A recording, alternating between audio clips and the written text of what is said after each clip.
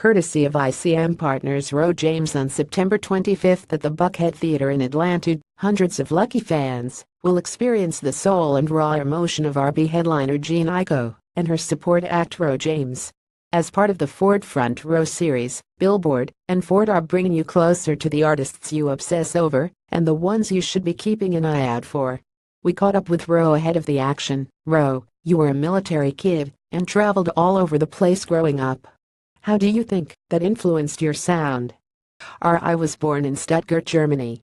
My family was from Panama.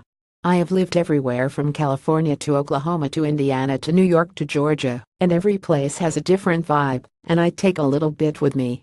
When I lived in Oklahoma, I got into rock and country.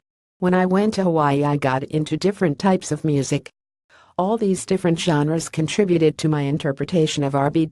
What are your memories of listening to music growing up?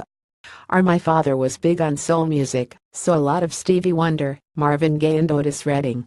On my own, I got into hip-hop and reggae, Biggie, Pac, Nas, Jay-Z, Buju Banton and Bob Marley. Then rock music, Sting, The Police, David Bowie. I really got big into Prince. Do you remember when you started to realize that you had a gift musically? My whole family sings. When I was 10 years old, I remember my father telling me I have a voice. So I developed it. As I got older, I appreciated the opportunity to express an emotion. I wrote poetry. I was about 19 years old when I got into a real relationship. That's what really started it for me. You are based in New York, but there's been a lot of migration west in the music industry. Do you feel like Nick is still a good place to have an arts community? New York has so much inspiration every day, but the temperature has changed. It's not as raw, rugged and real as it used to be, but I have this love for New York that will never die.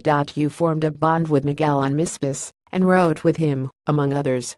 Was it always in you that you wanted to break out as your own star? I knew exactly what I wanted to do, but I wasn't ready. Being around other artists and putting in my 2 cents became my influence. Why not do this for myself? I decided that I didn't want to just be someone who just put out songs. I wanted to put out a project that told my story.